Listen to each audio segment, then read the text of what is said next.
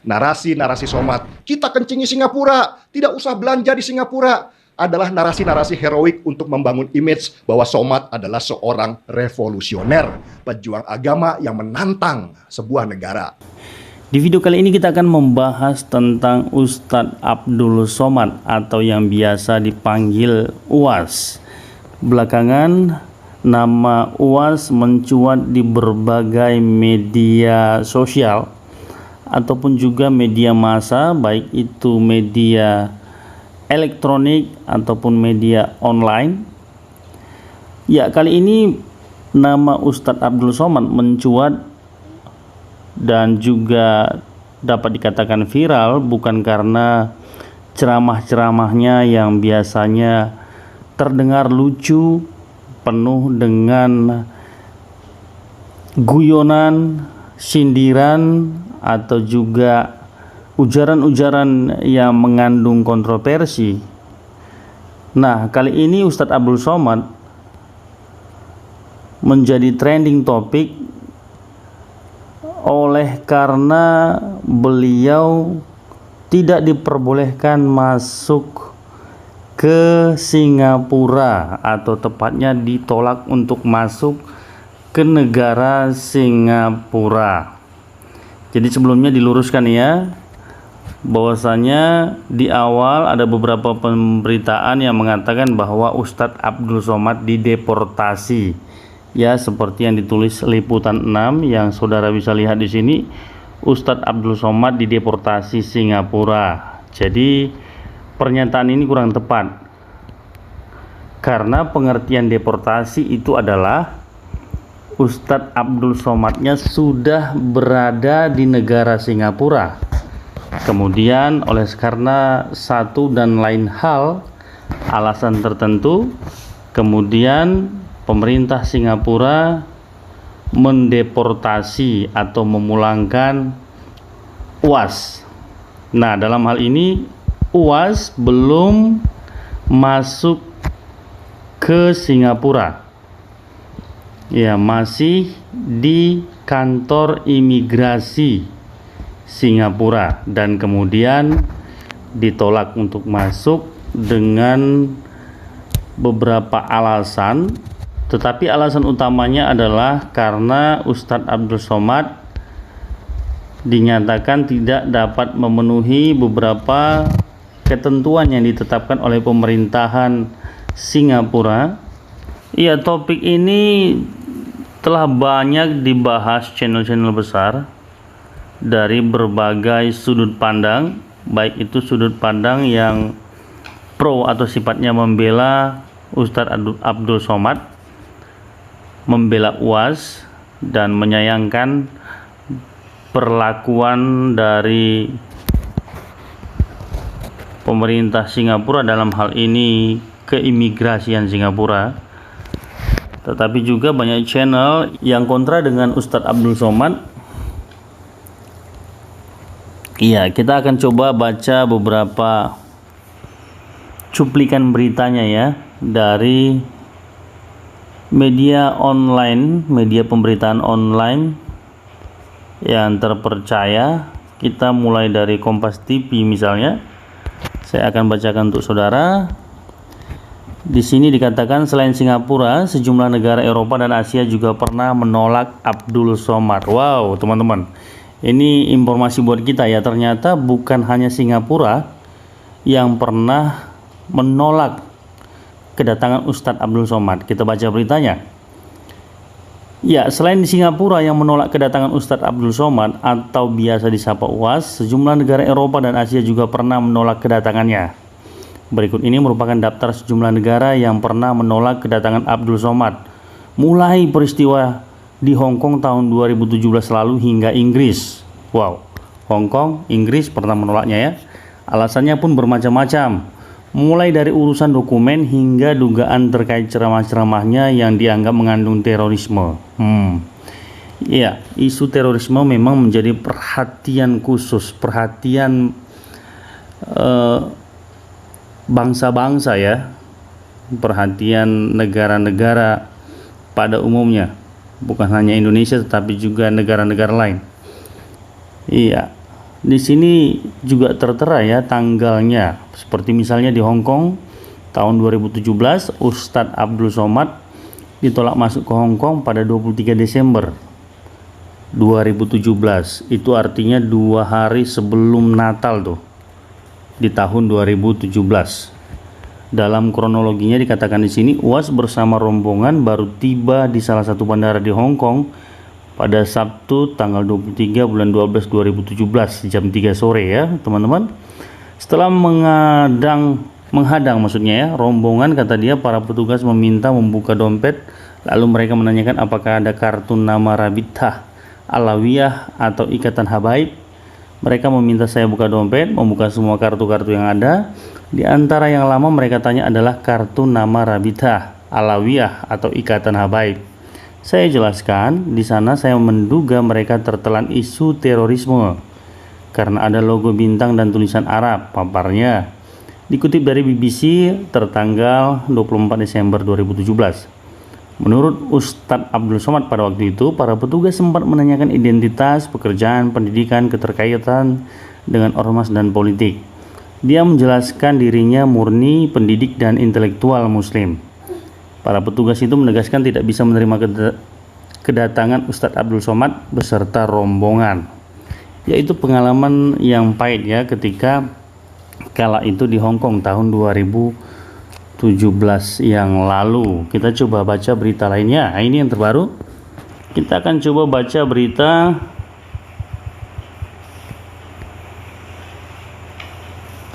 yang bela Ustadz Abdul Somad nih. Ini menarik teman-teman. Ya, kecam pemerintah Singapura, ini deretan tokoh yang bela Ustadz Abdul Somad. UAS mendapatkan pengalaman tidak mengenakan saat berkunjung di Singapura. Dai kondang asal Pekanbaru itu ditahan pihak imigrasi Singapura dan berujung pada penolakan dirinya masuk Singapura. Jadi sekali lagi teman-teman, ini penolakan ya. Jadi tidak benar Ustadz Abdul Somad itu dideportasi. Padahal kedatangannya ke Singapura hendak berlibur bersama keluarga. Ya, cukup membuat kita prihatin. Masa sih hanya hendak berlibur bersama keluarga dilarang? Ya, seperti itu ya. Salah satu hal yang sangat disayangkan dari sejuta viewer itu adalah perlakuan pihak imigrasi Singapura terhadap diri dan keluarganya. Sampai-sampai menyerahkan keperluan bayinya tidak dibolehkan. Ya, perlakuan semena-mena pemerintah Singapura tersebut kemudian mendapatkan kecaman dari sejumlah tokoh di tanah air. Kita mau cari tahu siapa-siapa saja tokoh-tokoh tersebut. Iya, Fadli John ya di sini ya. Tentu teman-teman semua tahulah Fadli John siapa. Fahri Hamzah yang kedua.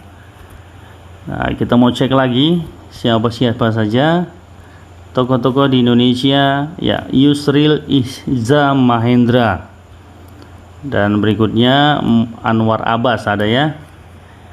Ya, tokoh-tokoh ini orang-orang yang cukup populer ya teman-teman di media sosial,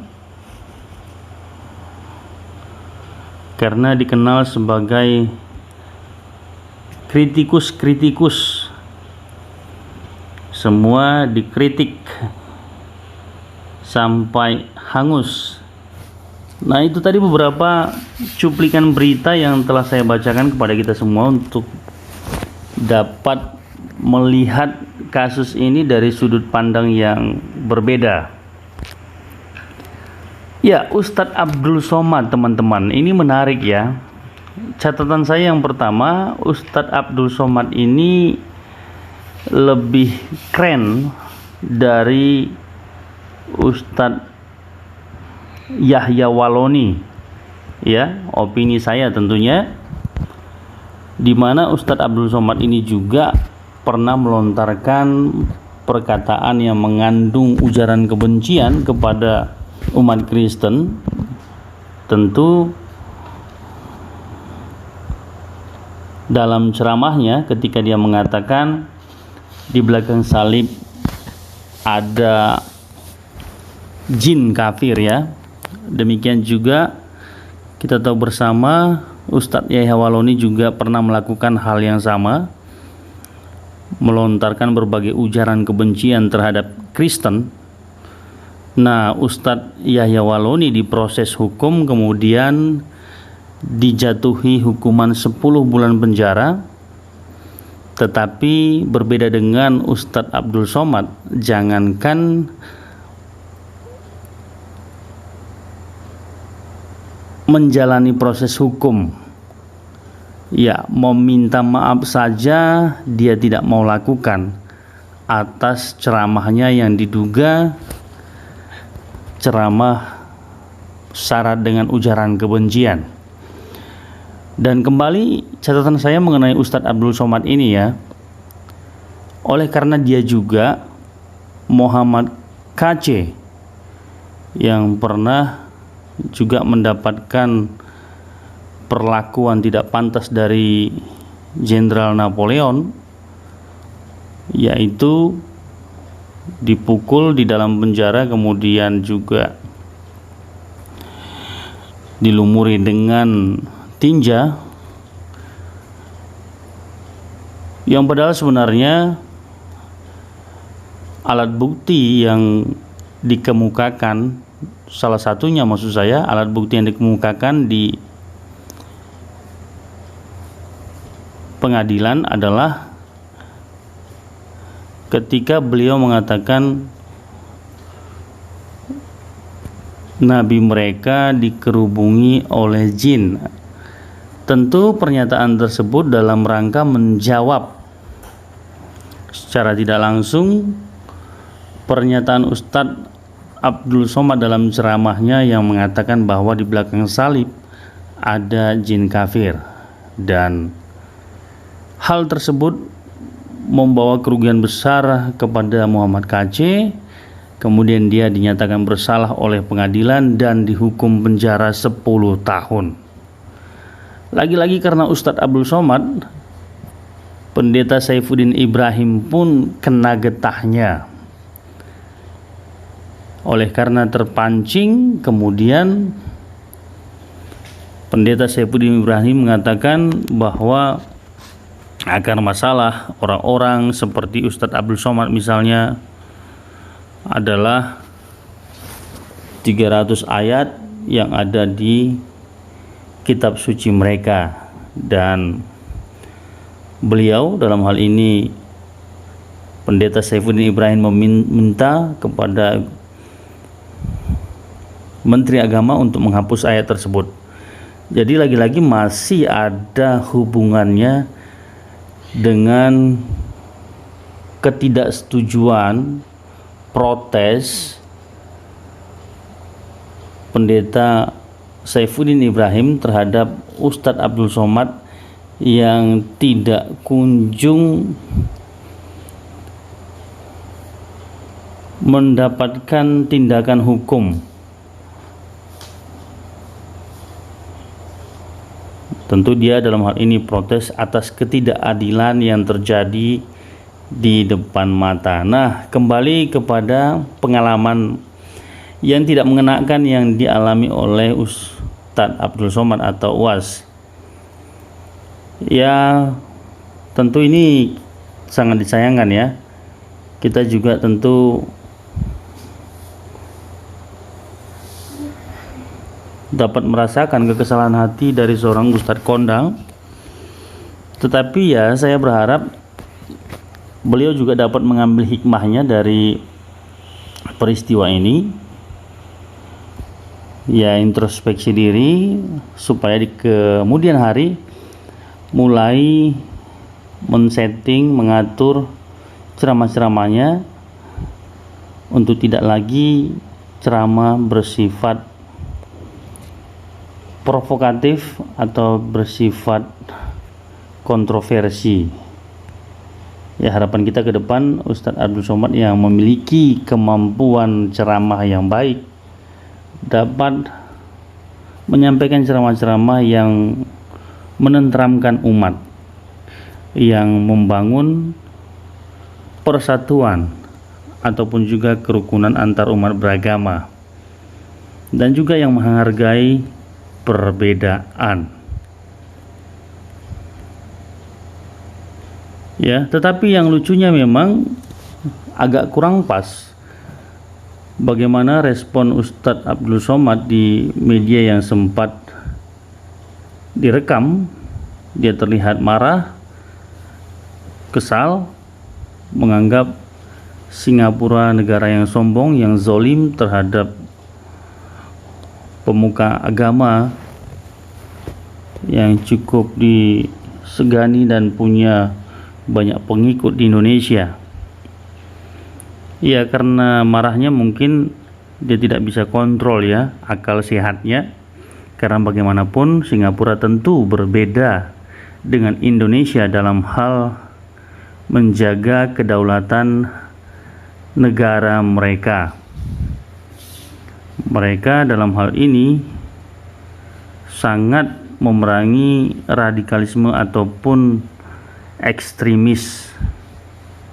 Nah, salah satunya cara adalah menolak masuk para pendakwah ataupun penceramah yang dikenal kontroversi ataupun radikal, dan mungkin sekali UAS mereka anggap sebagai salah satu penceramah yang radikal yang sering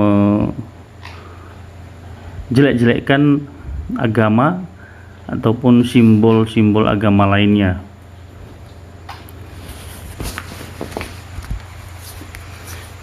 Ya, untuk kekecewaan Ustadz Abdul Somad ini tidak bisa berlibur ke Singapura, saya pikir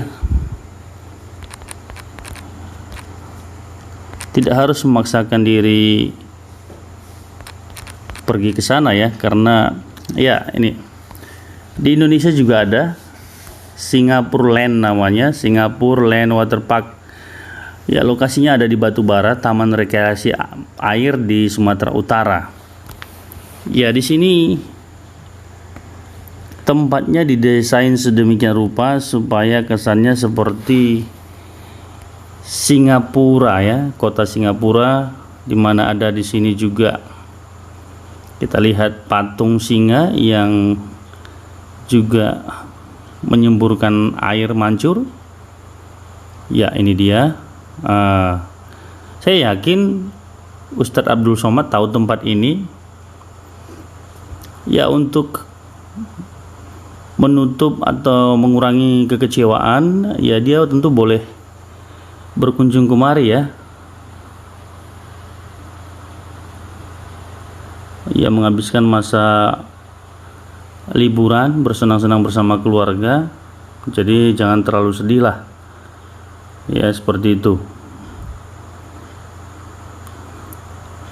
Nggak perlu juga lah, saya pikir, melontarkan perkataan-perkataan yang tidak pantas, seperti ketika meluapkan kekesalannya, bahkan sempat sampai mengajak rakyat Indonesia untuk mengencingi Singapura dan berharap supaya Singapura tenggelam oleh air kencing tersebut. Nah, ini lucu sekali. Ya, ini benar-benar tidak mencerminkan seorang ustadz yang santun. Dan logikanya adalah di Singapura itu ada patung singa yang terus-menerus tidak berhenti memancarkan air mancur dari mulut singa, dan sampai hari ini kita tahu Singapura tidak pernah tenggelam. Apatah lagi bagaimana mungkin kencing rakyat Indonesia bisa menenggelamkan Singapura. Tentu kemarahan yang tidak relevan. Saya pikir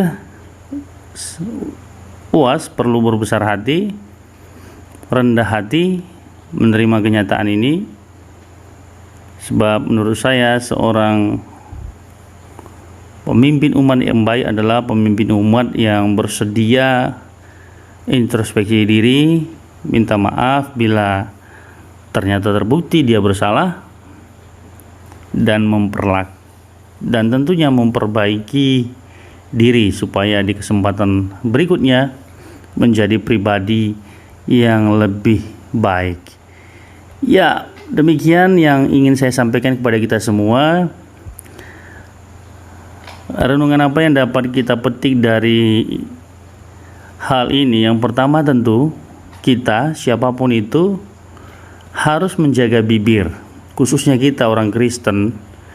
Sebab dari bibir yang sama kita juga gunakan untuk memuji Tuhan, memuliakan Tuhan. Tetapi dari bibir yang sama pula, bila kita tidak kontrol, dapat mengeluarkan kata-kata yang tidak pantas, tidak beradab, tidak bermoral, atau bahkan kata-kata yang penuh dengan kutukan, penuh dengan umpatan, yang tentu amat kontradiksi dengan bibir yang digunakan untuk menyembah memuliakan Tuhan. Yakobus mengatakan bahwa sangat sulit mengendalikan lidah, oleh sebab itu diperlukan hati yang senantiasa dipimpin oleh Roh Kudus. Seperti halnya yang telah kita bahas tadi di awal, sangat disayangkan kalau seorang pemimpin umat tidak mengevaluasi perkataannya, tidak memperhatikan ucapannya, tentu akan menimbulkan kerugian, bukan hanya kepada dia tetapi juga kepada orang yang mendengar ceramah-ceramahnya. Sampai jumpa di video berikutnya. Salam keberagaman.